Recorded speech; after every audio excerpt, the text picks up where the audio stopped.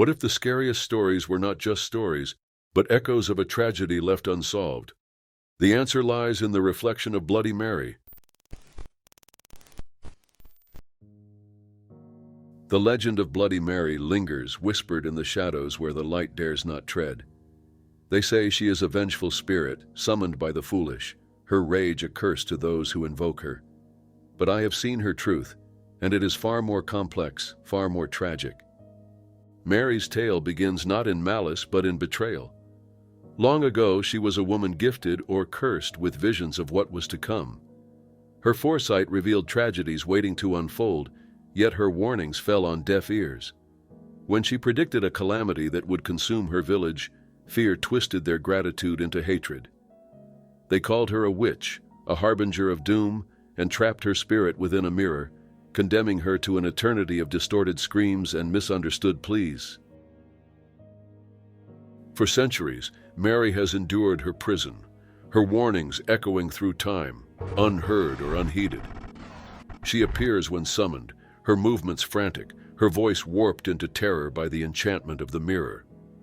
The living see only a monster, never a savior. And then came Clara. Bold, inquisitive, and unafraid, she stood before the mirror with a candle in hand, her reflection trembling as she whispered Mary's name. Unlike others, Clara sought neither thrill nor dare. She sought answers. When Mary appeared, her reflection rippled with anguish, but Clara's keen eyes caught something most missed: the faint etchings around the mirror's edge, symbols older than the stories themselves. Clara's heart quickened as she began to decipher their meaning. Mary's frantic gestures seemed to guide her, the flickering light of the candle casting ominous shadows across the room. What Clara uncovered left her frozen, her face drained of color. Whatever she had seen in Mary's desperate warnings was beyond comprehension, a truth too vast and terrible to speak. And then the room grew cold. A shadow darker than the night itself began to gather in the corner, its presence suffocating. The air thickened, a silence so profound it seemed to drown even Mary's distorted cries.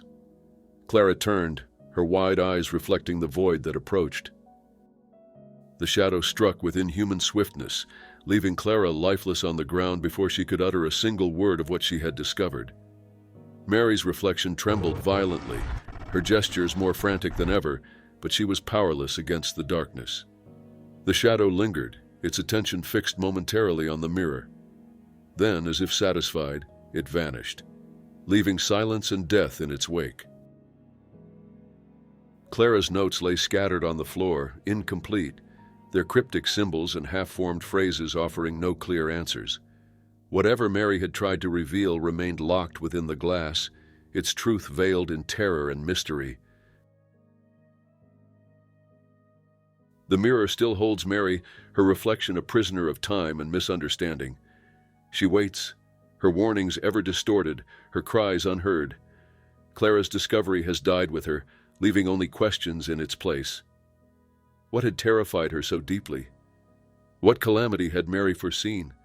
And what was the true nature of the shadow that ended her life?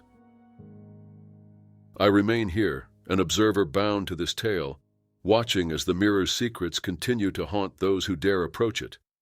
But for now, the answers remain hidden, waiting for someone brave or foolish enough to seek them. And as Mary's reflection flickers once more, I wonder, will the truth ever come to light, or will it remain shrouded in darkness, just as she is?